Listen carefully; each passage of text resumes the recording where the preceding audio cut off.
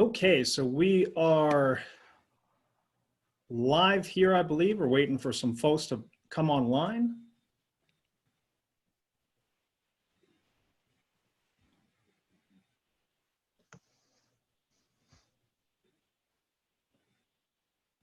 Hit the recording and away we go. So thanks so much for joining us here today. And today we're going to be talking about knowing your numbers. Now, my fear is that, you know, you're seeing this, knowing your numbers, that might be like watching paint dry, right? As boring as watching paint dry. So my hope is between what Ryan knows and my background and history, we're going to bring some fun and excitement to this, even though we're talking about numbers. So let's jump right into this.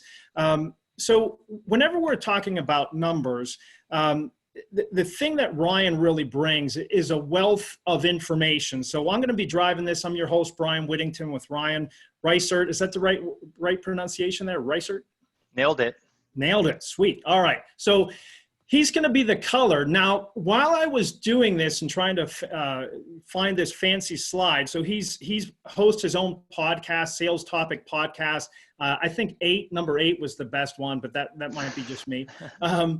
And then he also co-authored a book, Outbound Sales No Fluff. Really good stuff. He's a genius, one of the top performers over at Connect and Sell. I think it's you and one other guy that are always battling back and forth, right?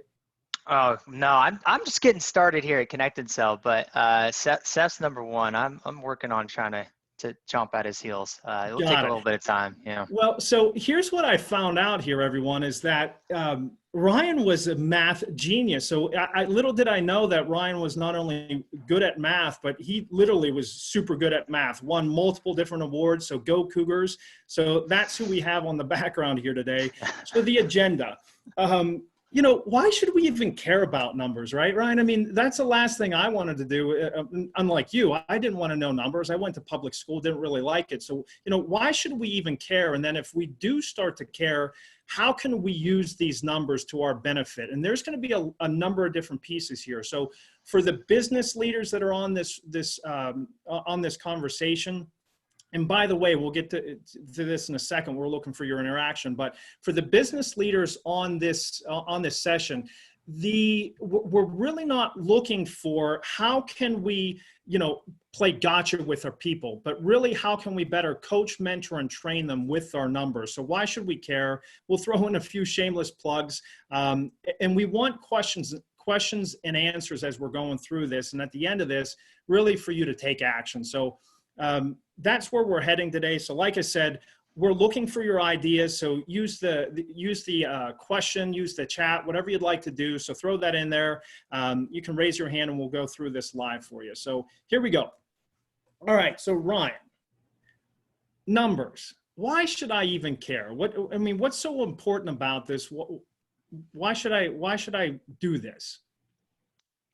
So it's an interesting question, and I think it's one that actually baffles me when I have conversations with early startup leaders or sales leaders who don't quite know their numbers, because the reason why we know our numbers is that that's how you run your business, right? You have to know your numbers. And what does that mean? Right? As a business leader, you need to understand your cost centers, your profit centers, and ultimately, how does that align to your P&L? You know, right. Dollars in, dollars out, and you know, it's actually kind of crazy that some folks don't know some of those basics. They rely on a lot of others, and they don't really know their business.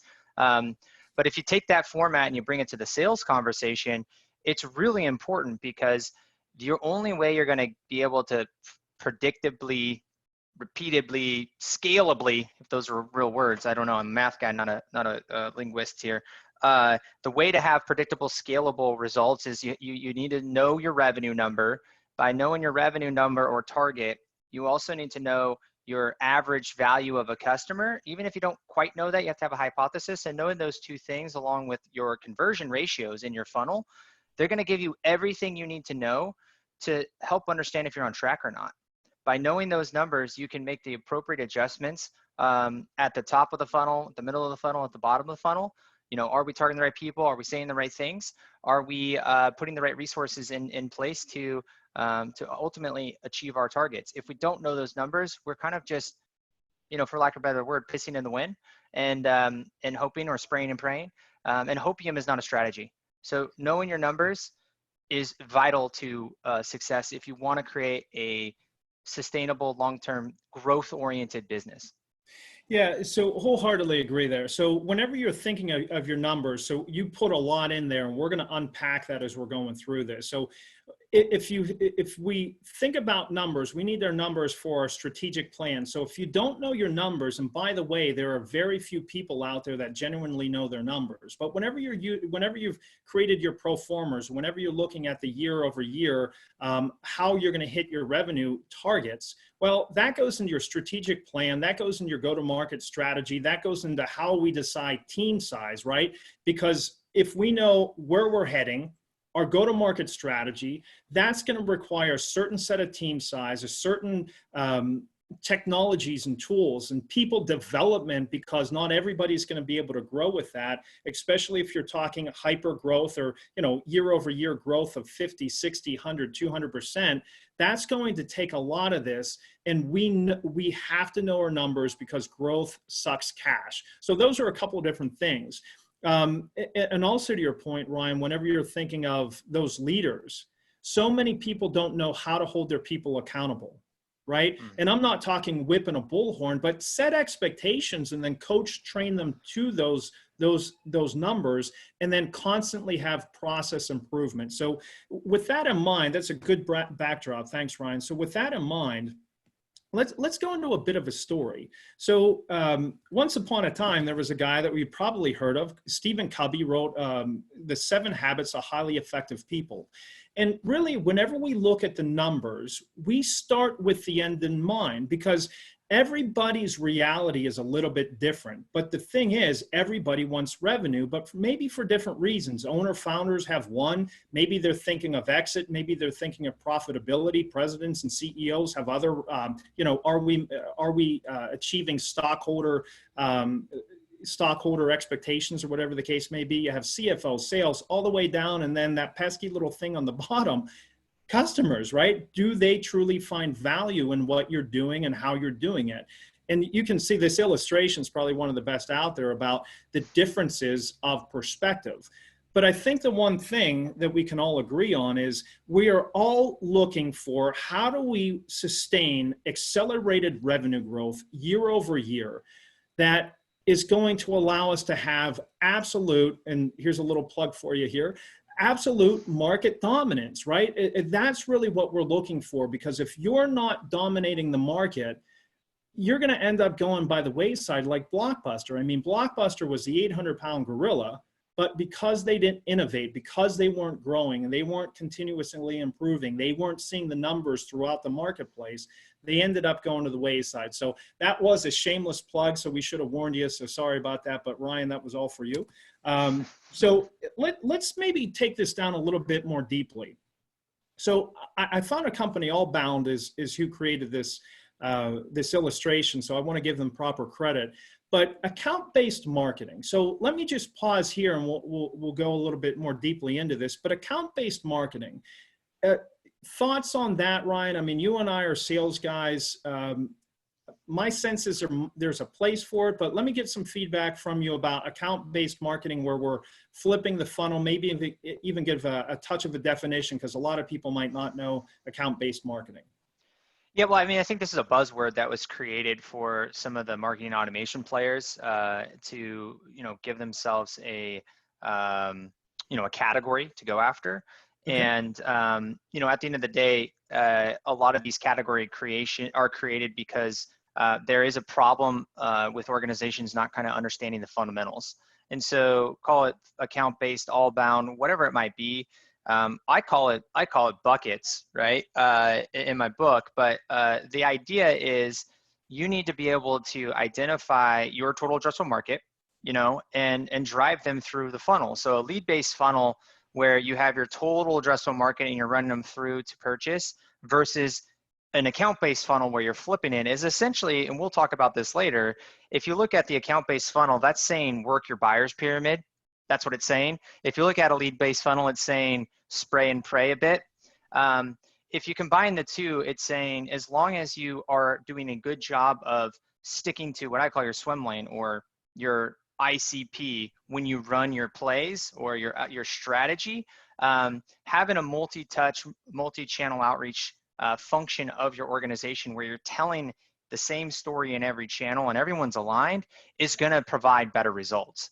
And so take the buzzword out of there, take some of the confusions out of what we're trying to accomplish.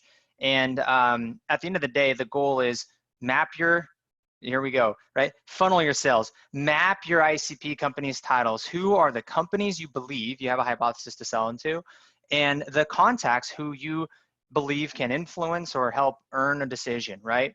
And then from there, do whatever it takes to drive them through the stages to win business.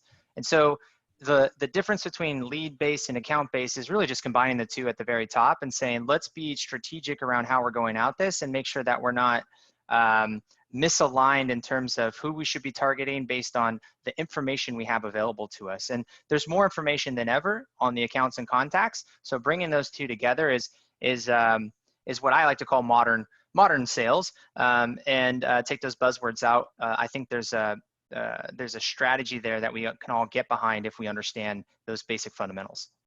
Yeah, so if I understand what you're saying then here, Ryan, is do whatever it takes, legal, moral, and ethical, where you're bringing value, right? We don't want to be that stereotypical salesperson, stereotypical marketing team where we're just spamming everybody, but it's really how do we drive from multiple different channels into this top of the funnel, this funnel that we have on the picture. Those are likely going to be unqualified because even if we're buying a list or we have, however we go about it, some of these people are going to be unqualified. But once we engage them in a conversation, then we can get referrals into who the right person is, or they're going to participate with the content that we've been doing, leveraging LinkedIn or whatever the case may be, to where we're getting that first meeting and to have a conversation. Is that kind of what you're saying? Yeah, that's right. I mean, look, I have it up here and I usually doodle on this. Target message channel timing, right? Target message channel timing. Target, who are those folks? Message, what are we going to say to them? Why should they care about us right now? And that's where you say, let's go evangelize that message. Let's disseminate that message. Let's get that message out there to those folks that we believe we can help solve a problem, improve their lifestyle, save them, whatever it's going to be, right? Solve a future problem they don't know about, educate them, whatever it's going to be. Let's get that in front of the right audience in their preferred channel. So we don't know what their preferred channel is yet, so we need to use all the channels, right? Let's use all the channels where they may be and where they may engage, where it's economically feasible for us. In B2B, that's typically phone, email, maybe a LinkedIn, maybe some other channels, some Twitter or something, right? As a sales rep, it's mostly phone, and I would argue you should leave email and others to marketing, but if you want to put sales development in that funnel, then those other channels, we can use those channels, right? And so let's go disseminate that message in the preferred channel to get some interest, and then it's all about timing.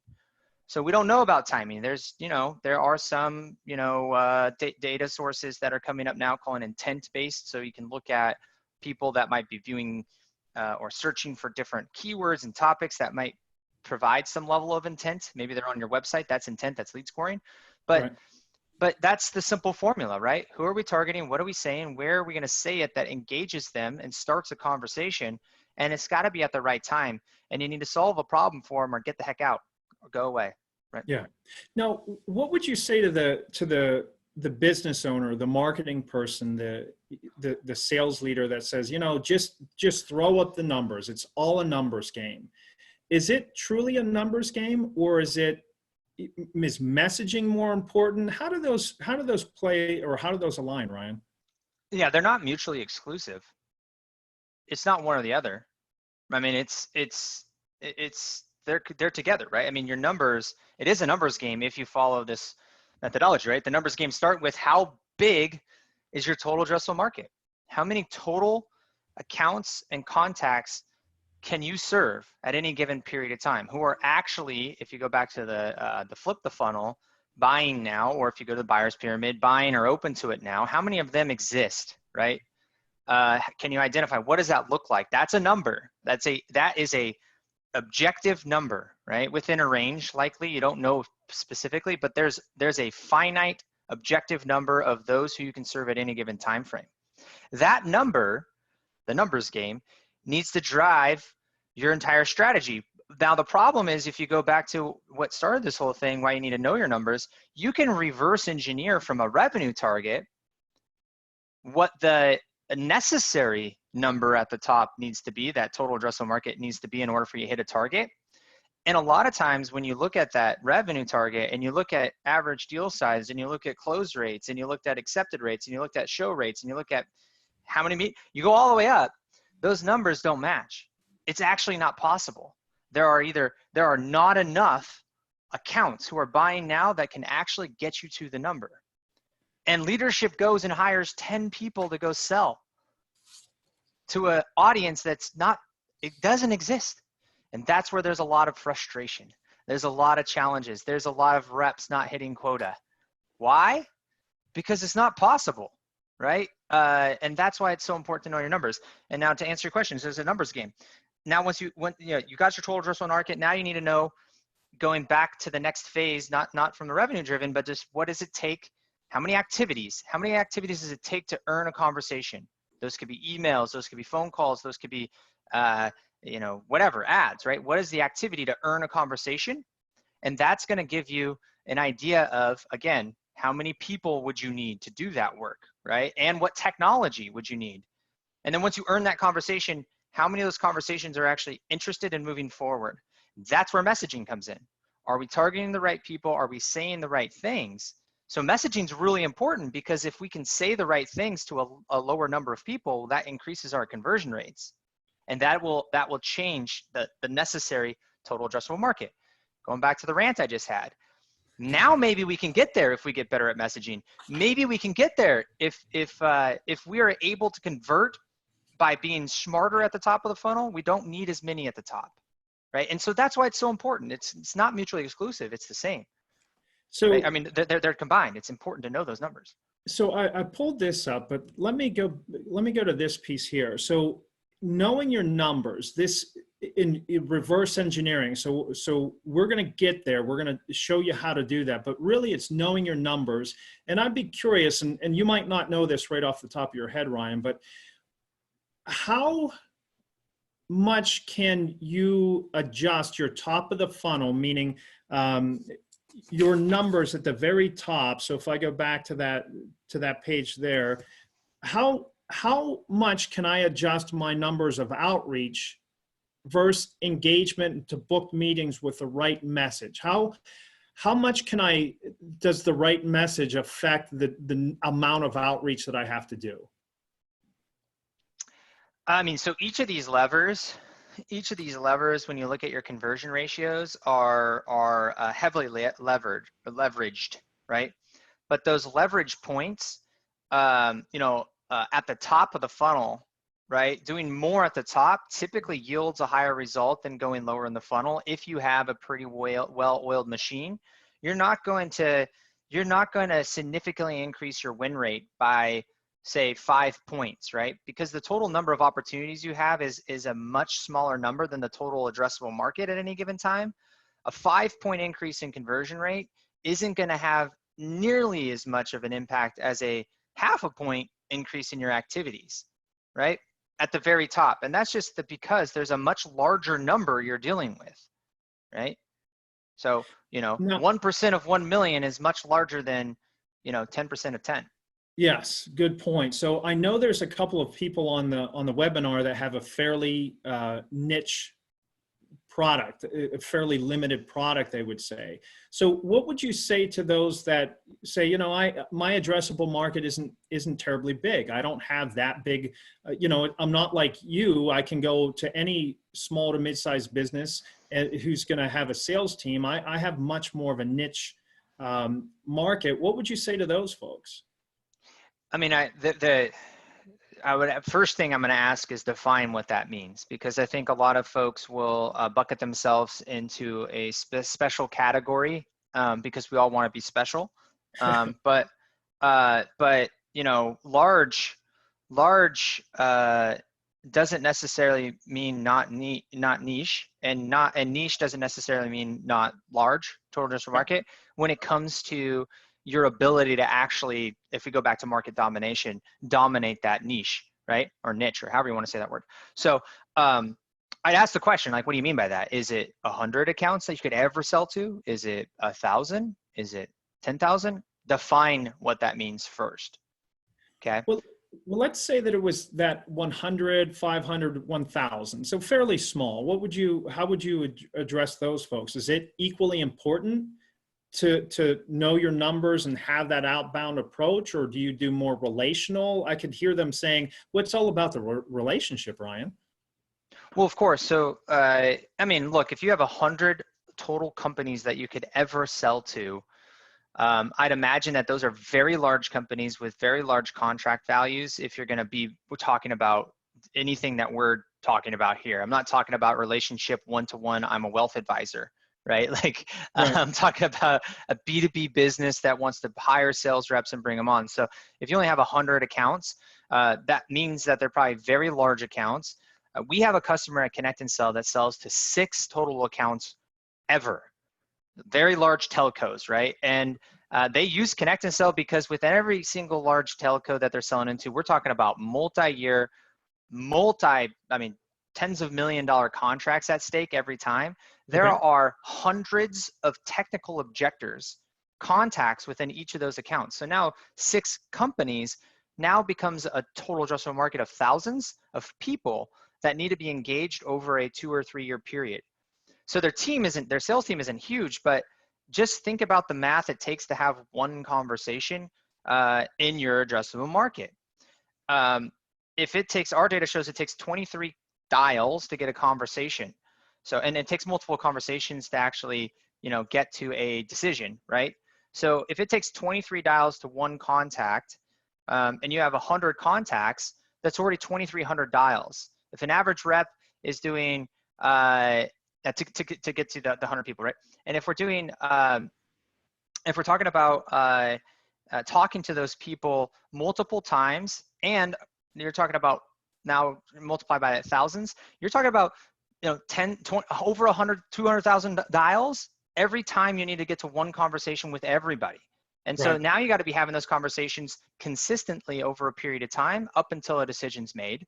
And obviously that the stakeholders windows get smaller and smaller and smaller, but the math to accomplish that feat, if you're not on Hopium and you're actually getting the real information you need to drive a deal forward, becomes important to understand, because one person can't manage that relationship effectively.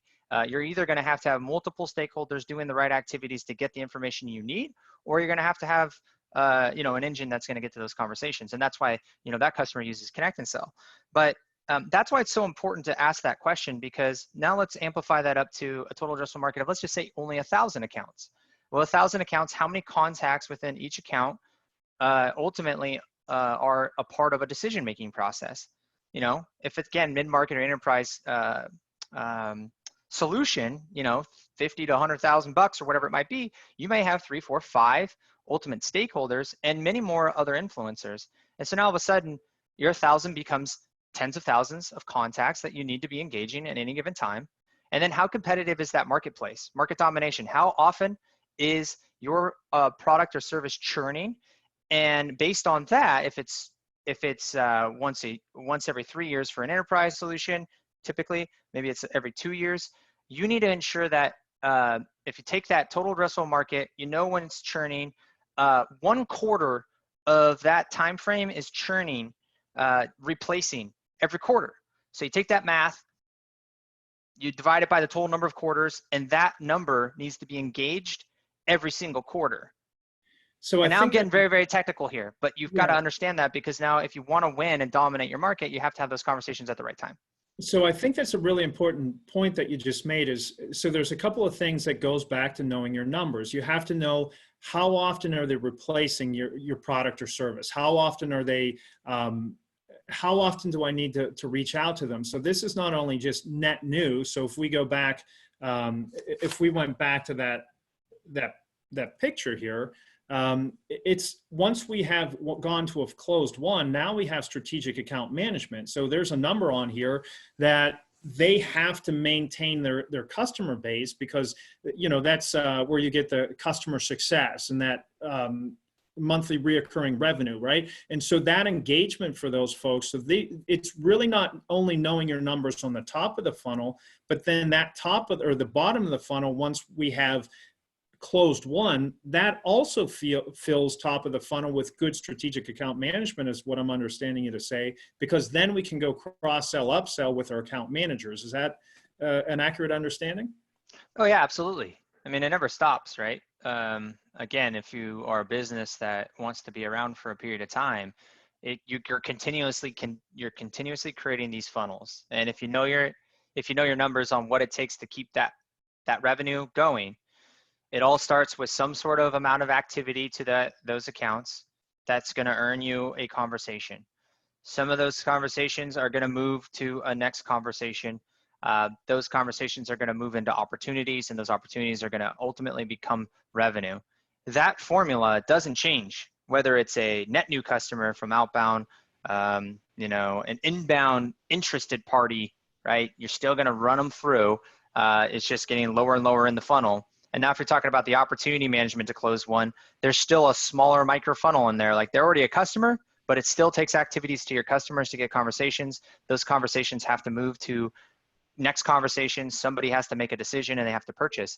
And there's a whole resource planning and process behind all of that that's going to help you, create a world-class process that helps you, again, dominate your market. Right. Yeah. And the thing that really caught my attention whenever we were talking a couple of weeks back, Ryan, is you pointed out this pyramid to the bottom right, where it has it's by Chet Holmes, has the 3%, 7%, 30%. So can you do me a favor and tie in for those how that outbound touch, or why we want to touch them every quarter, relates to this pyramid?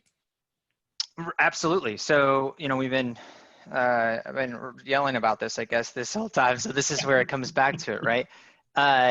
We can't assume people are going to come to us, right? Only 3% of our total addressable market is buying now. Another 7% are maybe out there, open to it or searching for it. So if we were a really good brand and, we did a pretty good job of having a presence online, we might be able to sneak in and get 10% of and we're the market leader. We might be able to sneak in and get 10% of the market just by being out there. But you have to keep in mind that there's 30% that are not considering right now that you might be able to influence and get started. And then there's another 60% that don't have interest right now, or no, they don't have interested, because they might have just purchased or whatever. So now you got 90% of your total addressable market that's not in the window right now. But the problem is you don't know that. So you have to learn about that. You have to have the conversations.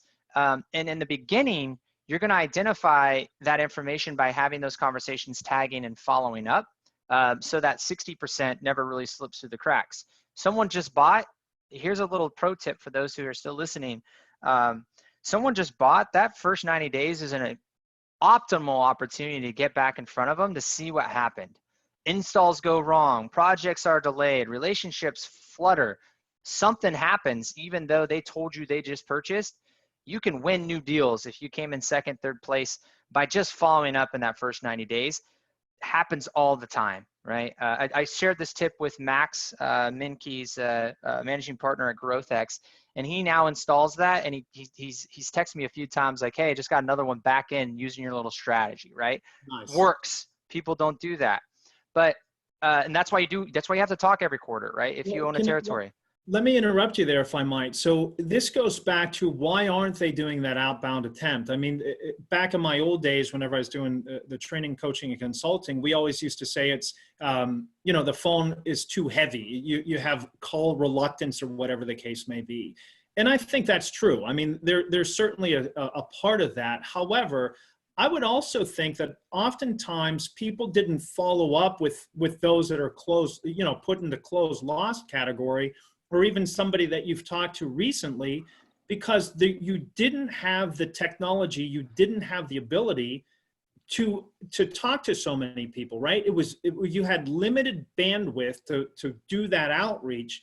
And right now, it seems like whether you're doing marketing automation through email or leveraging Connect and Sell, or you have a team of 8,000 SDRs or whatever the case may be, you have the ability these days to do the outreach to make sure that you're in front of these people. And back what you were telling me with your math days, you said that, you know, I wasn't the smartest or most natural math person, but I busted my ass and I made it happen. So my sense about what you're saying about touch them every quarter or reach out to them within that first 90 days, it's not only that call reluctance, but it's likely also that I just couldn't do it from a bandwidth perspective. Any thoughts on that? Have you run into that, or am I all wet on that piece? No. I mean, I think you bring up a good point. I fall. I mean, we could talk about this till we're blue in the face, but I fall victim to missing this sometimes too. We just get busy. We get so focused on the things that we think matter the most, and we forget about the fundamental data, right? The fundamental process. And so, if we can take anything away from being more successful as salespeople, we take a deep breath, we think about what's happening, and we look back at what we can do today that's going to drive the ball forward the fastest. It's always what's close to revenue first. However, when we're in the trenches and we're working our butt off, we think, I need to go get a new lead. So that's like the natural thing, right? I don't have any leads, I need to get a new lead. And so I go and try to get new stuff, and I forget about the stuff that's closer to revenue. We're already at that lower funnel. And that, to me, yeah, again, the end in mind, right? We're trying to drive revenue. The process should be what's closest to revenue first. And it's just hard. It's not the rep's fault. I don't think they're reluctant to make the call. They're just not thinking about it that way. And I do it all the time, right? I'm very biased to go to the top of the funnel because I have the weapons that make it easy. And I neglect the fact that I have all these other conversations that I could be revisiting right now to see if there's actual juice there. And that's not necessarily the fault of the rep. Most great sales reps, the top rep, the best producer on most teams does this in their sleep because they're always thinking about that next deal. Some of us in the middle of the pack that just bust our ass, we're kind of, you know, blind squirrel getting a nut, trying to figure it out.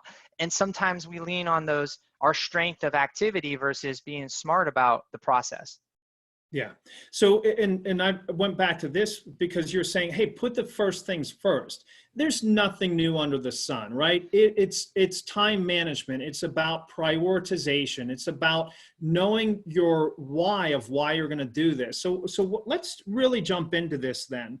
Let me go back to where we were. So let's jump into this. The other segment of knowing your numbers is because based upon your numbers is really going to determine your go-to-market strategy. Well, and I'll ask your thoughts on this, because if you're a low value transaction, your average sales transaction is low, you're going to need a ton of quantity. So you're likely going to need to go e-commerce. If you're a really high, like you were suggesting, Ryan, that really high but small amount of people, like that one telecom company, you might be a little bit more traditional or direct, but you've just dispelled that myth that really it's making the conversations. It's all about the conversation. So no matter which go-to-market strategy that we have, it's really figuring out how do we drive through a complete pursuit approach to more conversation is really what I'm getting from you. Is that accurate? 100%. Okay. And then going to know your numbers, and I'm more than happy to share this with everyone. Ryan was good enough, and I'll have him double check me with it now that I especially know that he's such a math whiz. But really, it's how many times have we talked to somebody in marketing, and you ask them, well, how many leads do I need for a sale? And you know, show your hand, raise your hand. You know, how many times do they go, I have no idea. You can't really do that. Well, yes, you can. If you know how many sales or how many leads were generated and how many sales were generated over a specific period of time, then you can start to at least get an idea. and benchmark those numbers. So really knowing your numbers and really knowing your calculations all the way down to what's the cost per dial, what's the cost per lead, what's the cost per whatever. You can really know those numbers to give you the best idea of the approach. So thoughts on that idea, Ryan? Oh yeah, I mean this is what we started off with, right? Know your numbers. Why? Because of this. And going back to what you mentioned at the very beginning for leaders, when you know when you use your numbers to manage and you're having some challenges with productivity or rep performance, and you're trying to get them to understand that it may be because of a lack of activity, you're likely not going to get them to get excited about doing the extra whatever. I think it's embarrassing that people, can't do 50 dials a day or whatever it might be, but like, do your dials, right? When you lead with that message, most people are going to say like, well, the phone's, the dials, whatever, like it's not about the dials, I'm a closer, right?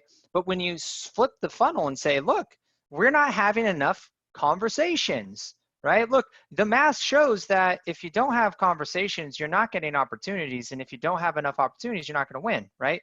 If your close rate is 20%, right? And your average value of a customer is $100,000 and you have a $100,000 quota, which means, you need to close one deal.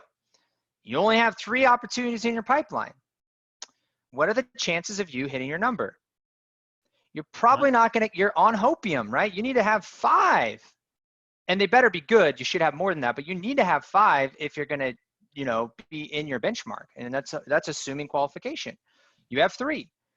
So the conversation of like, go do more activities doesn't really bad and well versus saying, hey, look, we need to figure out a way to go get some more opportunities. Now, how can we do that? Let's work up the numbers, right? In order for you to get 2 more opportunities, you probably have to have whatever your accepted rate, right? 5 more meetings, right? Okay, and you're gonna get 5 more meetings. That means we have to have, I don't know, whatever your success rate is on conversations, 20 more conversations. And so when you have that, that helps manage towards something that people, the lights go on. And I've had these conversations with a lot of reps where it's like, holy cow, I now understand why I'm supposed to do my dials.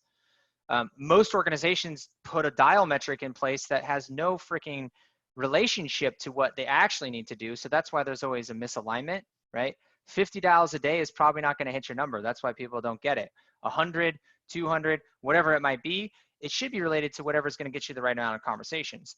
And if you're getting conversations from other channels, you can also relate that in terms of, are those conversations as valuable as the phone or email or whatever channel you're using? So when you know these numbers and you relate it back to the value per, right, an inbound lead, when that comes in, it closes at a different rate than an outbound conversation, right? The value of this inbound lead might close at a different value than an outbound. And so if you start to look at that, you can actually figure out where to spend your time and attention to ensure you're getting to your number with your best foot forward. And if you miss, you can at least say, this is why I was doing what I was doing, and I can now learn what might have happened to go and make some adjustment versus just, I missed my number. Yeah, and it's vitally important. So I would say keep it stupidly simple at first. So if you're not doing this, if you don't know your numbers yet, don't bucket between introductions and inbound leads versus outbound leads. Just get the number of conversations and start from there and start to benchmark. Because here's the reality. Most people don't understand the expense that goes along with this. If you have, and here are the typical numbers, a $75,000 outbound salesperson, SDRs, all in making about 75 grand. They typically have 2 to 3 AEs, account executives, that those leads are going to, or maybe those are going to the founder, owner, whatever the case may be. So if they're doing an average of 48, 50 calls per day, then it's going to get really expensive really quickly. And then worse yet, I mean, how many times have you seen this, Ryan? I'd be curious how, even bad salespeople tend to interview well. I mean, how difficult is it to hire salespeople? What have you seen out there? It's challenging, right? I mean, but by the way, hiring hiring a sales rep, you won't even know you won't really know for probably a year or longer before their challenges really arise, because it's easy to hide behind pipeline. It's easy to hide behind, oh, this is a deal. You won't know until you know. So finding the right person is one thing. Knowing that it's the wrong person is another. And that time can ultimately be quite expensive, very Yeah. expensive. Yeah, and on the bottom here, it shows the cost of just an SDR. Imagine if that's an outbound or an outside sales, something along those lines. I mean, an SDR is a difficult position, and unfortunately, they don't get paid as much as some of the others. But I mean, you can look at 215,000, close to it, total cost for a bad hire. And to your point, Ryan, goes back to the leadership. If I don't know my numbers, I don't know if it's the person that isn't doing it. I don't know if it's the message that's wrong. I don't know if it's normal sales cycle time, because some people are going to have a very short cycle time. I'm going to have one conversation and I'm writing a policy or writing a contract to close. Others are going to have multi-step, multi-month pursuits for a win-loss on this. So if me as a leader, if I as a leader or we as a leadership team don't know those numbers along the path, benchmarking and see the ratios, then we might keep a really bad person on board too long, right? So, and we could even take numbers whenever you're looking at hiring, and I don't care how you do this, we have suggestions, but are you scoring your people? Is there job interview scorecards? Are we assessing these people to make sure they do it? Are we doing these behavioral interviews and everything along those lines? So, all right, so let's now get to this. Whenever we as a sales rep, let's go sales rep, and then we'll go to business owner, business leader. When we know that we want to make X amount of dollars, from commissions, bonuses, whatever the case may be, or as the business owner, I want to make X amount of revenue for profit or dollars and cents to get my investors and bankers and CFOs off my back. How do we do that? Walk us through that. Yeah, I mean, it starts with the number in the first place, right? So if you're the business owner and you're trying to get to obviously a profit metric, there's a lot more calculations in there than just your revenue, because you have to understand, again, your without getting too deep, you need your costs and your cost centers, your profit centers, and ultimately the combined margin of any given product. But if we're just talking about a salesperson, then it's a little bit easier, because you know what your base salary, if you get one, is, and you know your commission rate and that or bonus incentives around a revenue target or a sales target or some sort of target, a logo target, whatever that might be, right? A production target. So once you know what that looks like, you just start to reverse engineer from not necessarily what your goal is, maybe what you want to have, right? So hopefully you're aspiring to be much higher than you're on target, right? You probably want to shoot for the stars, right? Always go a little bit more than that goal, like you're a sprinter, right? You don't go to the line, you go past the line, right? It's going to give you a better chance for success. Once you understand that number, you want to start reverse engineering. And by reverse engineering, it's literally identifying the conversion ratio of the action in your process above that number, right? So if it's a closed won deal that you're getting paid on, and it's a commission rate on that, what is your close rate on open opportunities? And so you take your number that you want, hopefully it's past your goal, and you divide that by your close rate. And that's going to get you to what you need in terms of opportunities. And then the same thing, what's the next one? In this case, it's pipeline, I guess, is the number here, right? So how much pipeline do you need? You take that number and you take your opportunities, you divide it by that, boom, it's going to keep going up. So each of these ratios, if you divide your number by the ratio, it's the reciprocal, it's going to get you to what's needed in that funnel above that. And so that math might go over some people's heads, but it's actually pretty simple. You take the number and you divide it by the ratio above what it takes to get you that number, and it's going to give you a bigger number that you need to hit. That's the number you want to strive for in each of the funnels above the funnel. I don't know if I explained that in a simple format, but that's how you do it. That's what we mean by reverse engineering, right? Yeah, reverse engineering. let me feed that back a little bit. So for anyone who wants it, we have this Excel spreadsheet that you can go ahead and plug your own numbers in, so you don't have to figure it out like what Ryan was doing. So more than happy to share this spreadsheet with you. But basically, you put in how many sales do you want, and that goes right here.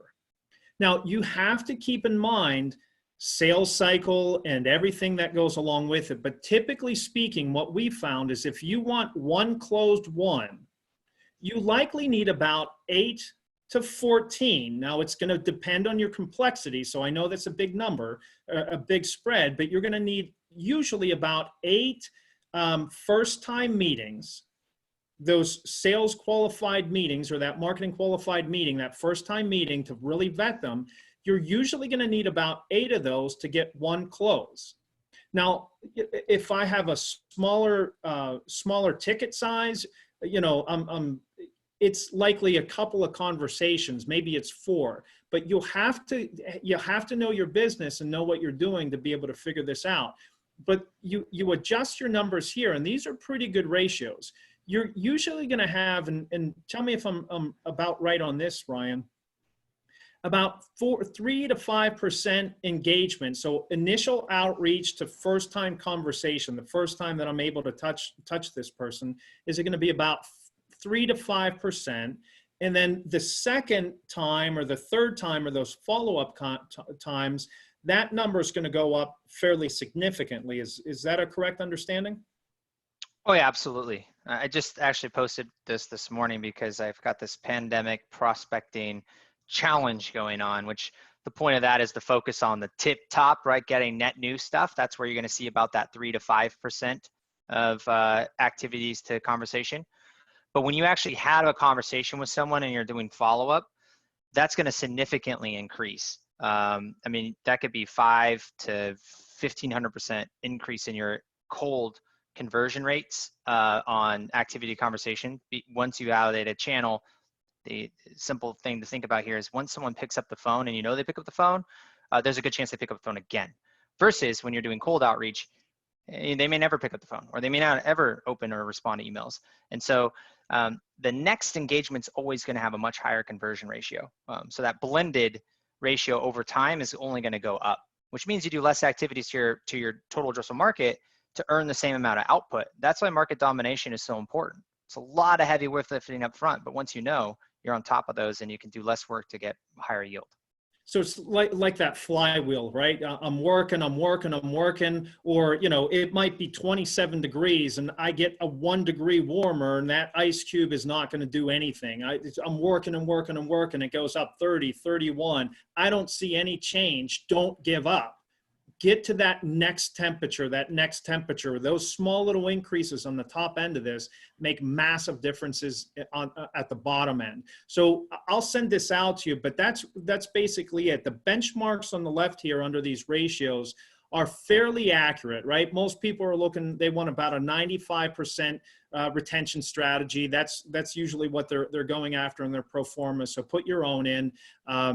Usually it's an 8 to 1, 10 to 1 from these first time meetings kept to a closing. If you're really complex, you might be up to 14, but that's how you use those numbers. And you can just mess around with these ratios here to hit that. But really look at your calculations so you know the cost to go along with it. So for my leaders, my CEOs and owners, if you know that revenue target, what's your profit margin that can go into it? What's that top line? How much of that do you keep so you can invest the appropriate amount? And what's the best way of doing it? And then look at your team. What's the best way? The least expensive way isn't always the best way, right?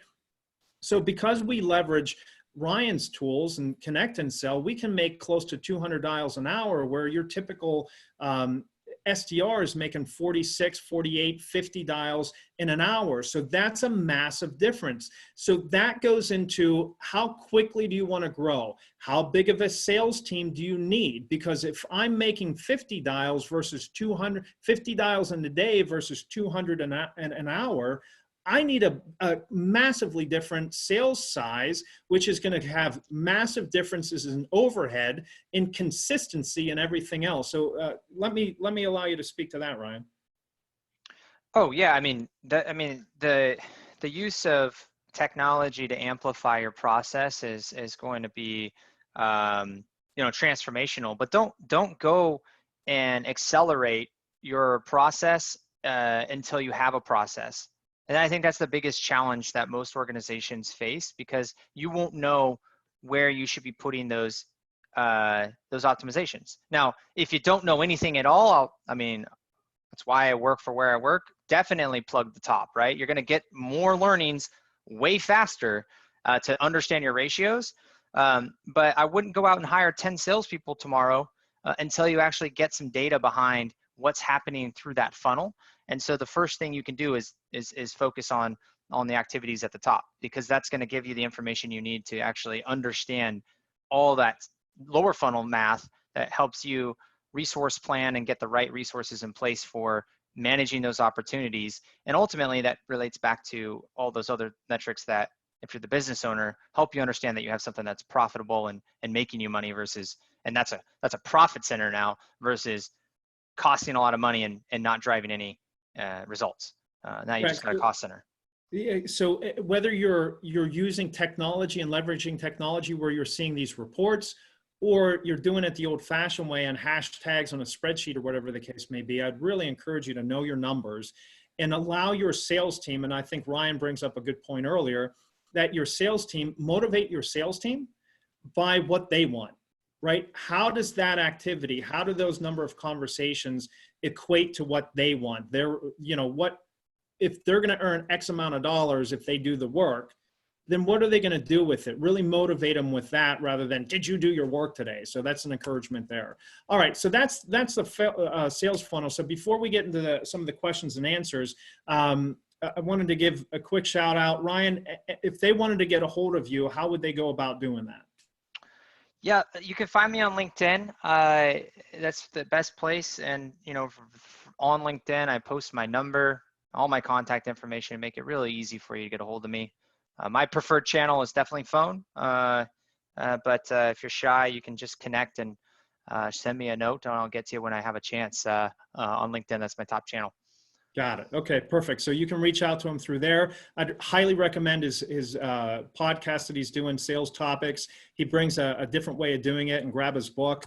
My shameless plug here is, if your calendar looks like that, allow me to leverage what Ryan and his team does, and we can book up your calendar for you. But let's go into Q&A, and I'll ask you, we haven't had, it's a little bit difficult in a webinar, but we haven't had you participate too terribly much.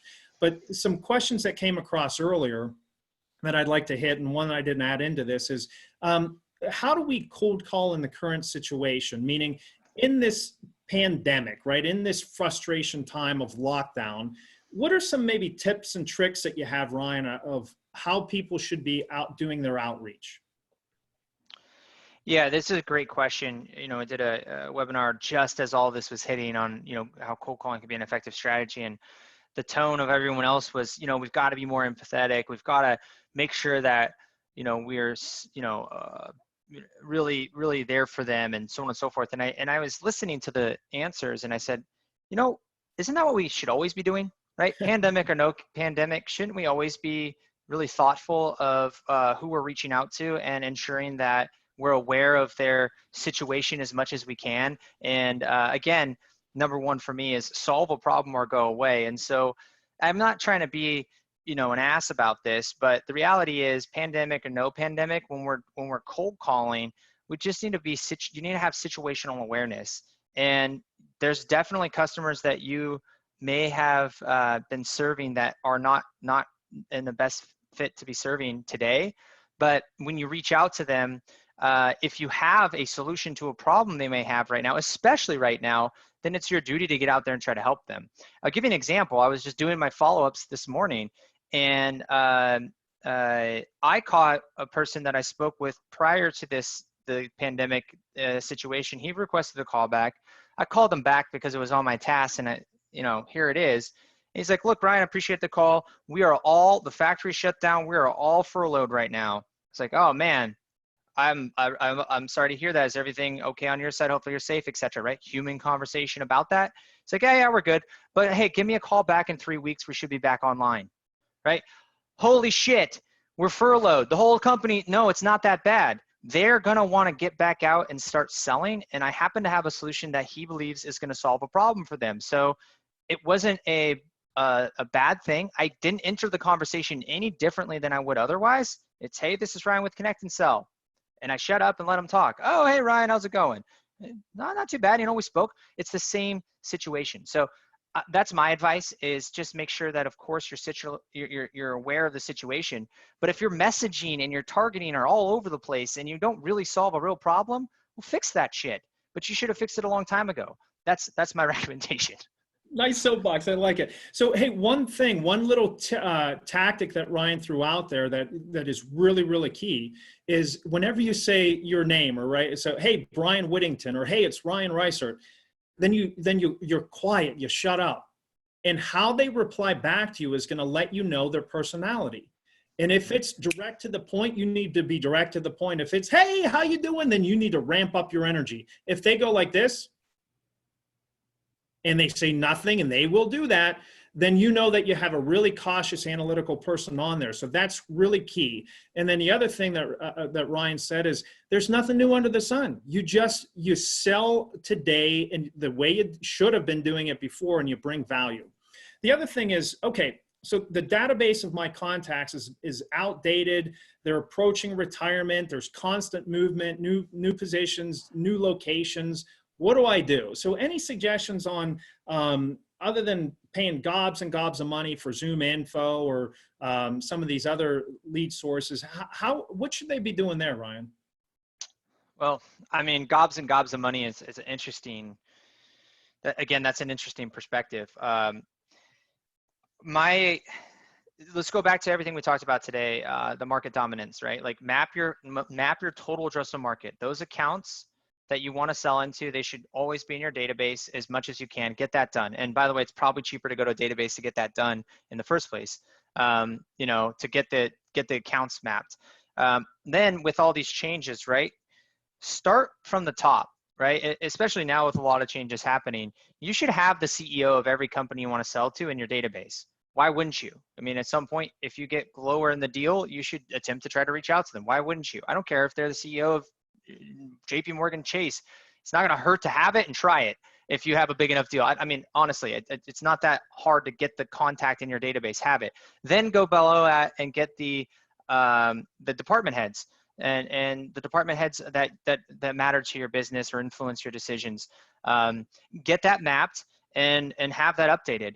Everything else below that is table stakes. If you're going to go lower to run your process, that's fine. If there's specific strategists or users of your system that are part of your sales process, for great, get a map. There's probably going to be much more turnover in those lower roles versus the higher roles. But having your database up to date and running the market domination strategy is going to make sure that it's always up to date, because what are we doing? We're doing activities and trying to have conversations every quarter. We're not allowing it to turn. We're not allowing it to go years without refresh. So do whatever it takes to get that mapped, and it can be expensive. But I know that the more expensive part is to have your rep go to a record and make a call to a bad lead. It's going to cost you $8 to $10 to make that dial. So don't do that. Keep it up to date as much as you can. And then the final piece there is shameless plug again, is we're actually rolling out some stuff around data validation. If you want to do it on your own, in my book, I have a process called buckets. Buckets is very simple. It's talking about mapping your market and then validating the channels, right? So going from bucket 1 to bucket 2 in the book. There's also some blog posts out there and webinar I talk about all the time. The first thing you want to do when you take your record is to validate that channel. So if I haven't spoken to you ever before, if I'm a new seller or I'm building into a new database, I want to move from I think I know you to now I'm activating you. And so when I send that first email, does it deliver? Mark it. It's deliverable or not deliverable. Make that first phone call. Is it validated or not validated? Does it get to them, or is it bad, or is there some other crazy roundabout rate? Mark it, document the path. Same thing with social. If I'm going to try to do social outreach, here's their LinkedIn URL. It's in your database. Now click it, and are they active there or not? You're going to have a lot of people trying to do touch points to social channels that they're not even active. So yes, you need that to validate they're still there. And then each time you go back around, if it's been a while, you can go back through that revalidation process. You can do it yourself, or there's other companies that are rolling out this as a service. Connected Sales doing that on the phone side now as well. Nice. So basically, it might be gobs of money, but it's more if you don't make that investment, and it's more expensive to just waste your time. Oh, it's way, yeah. So when you say gobs of that's what I said. That gobs of cost is compared to what? If you don't keep that database, I mean, that's your business, right? That's your pipeline. Even if they don't know you. This is Raji from Sprinkler. He used to say, walk around when we were acquired by Sprinkler back in the day. He would walk around and say, we have 10,000 customers, right? At that time, I think they had 1,000. We have 10,000 customers, right? 9,000 just don't know yet, right? And he would always say that, right? We got another, now we have 10,000, 10,000 customers. 8,500 don't know yet, right? And he would say that with confidence, and that's because he knew. And he knew with conviction who his customers were and who they weren't. And he focused methodically at attacking that market. That's what you got to do. Yeah. Well, I cannot thank you enough, Ryan. Huge amounts of insights. I appreciate it. If you have other questions, I know one question was out there.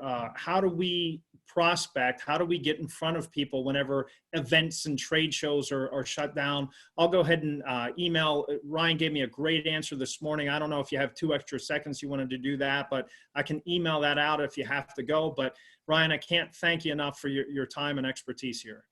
Yeah, no, I appreciate you bringing me in. This is a fun conversation, and hopefully, the audience is going to get some value from it. I'm excited to share the recording with others because I think there's some good insights here, Brian. Thanks for having me on. So we'll have that recording out here as soon as it downloads, and we appreciate your time. Thanks again, Ryan. I appreciate it. Absolutely. All right, we'll see you.